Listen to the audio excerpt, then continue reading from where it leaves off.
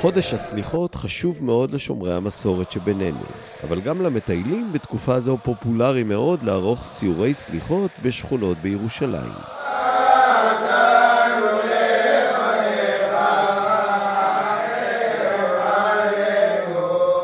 אבל גם אצלנו בבני שמעון יש במה להתפאר.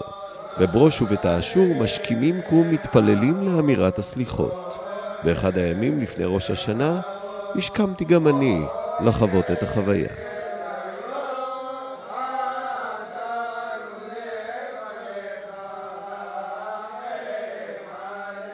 זה לא מהיום, מאז שאני מכיר את עצמי אני קם לסליחות. אי אפשר לבטל. זה ממש, זה משהו.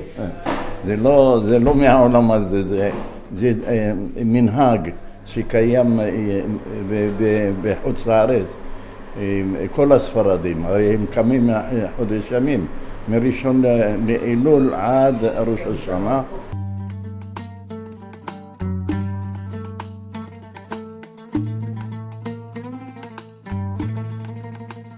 לא קשה בכלל, העניין של רצון. כמו שקמים לחלוב בשתיים בלילה, ברפתות, אז גם פה לא... שם יש כסף, פה יש מצוות.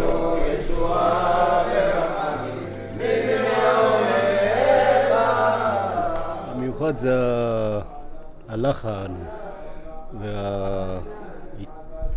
וההירתמות לסליחות. וחשוב מאוד גם לדקדק במילים.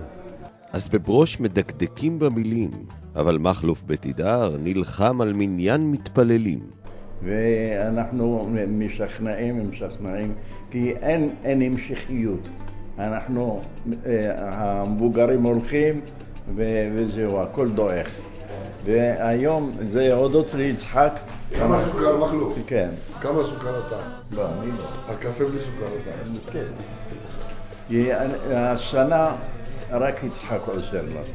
אחרת לא יהיה לנו מניין. אנחנו בדיוק אנשים. יש לפעמים אחד לא בא, אז הכל נעצר.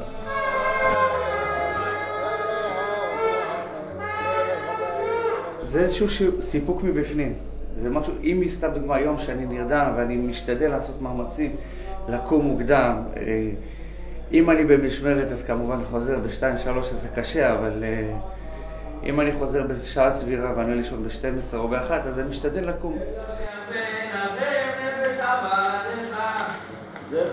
למרות שלדעתי אישית מתחילים פה די מוקדם, ויש מקומות שמתחילים גם ב-6 וגם ב-7 וגם בצהריים עושים את הסליחות.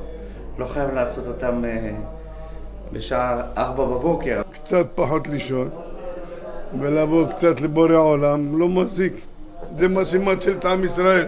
אבל המצווה הכי גדולה, ללא ספק, זה ב-4 לפנות בוקר. כי זה השעה, אני לא איזה רב, אני לא יודע איך להסביר את זה, אבל אומרים שבשעות האלו התפילות מתקבלות. התפילות השנה כבר התקבלו בשני בתי הכנסת, אך מיעוט המתפללים מפריע לוותיקים. אנחנו בדיוק אנשים. האם יש סיכוי לתפילה משותפת? יחדיו? ביחד, כאילו. זה הרבה יותר. כן, אבל הם לא מוותרים, אף אחד לא מוותר על הבית כנסת שלו, אז... כי גם יש בזה עניין שעדיף לא לסגור בית כנסת ולהתפלל עם עניין אם יש אפשרות. אז אם אין להם עניין אז הם יבואו לפה. הייתה תקופה בשנה שעברה שמפה כולם היו הולכים לתידר.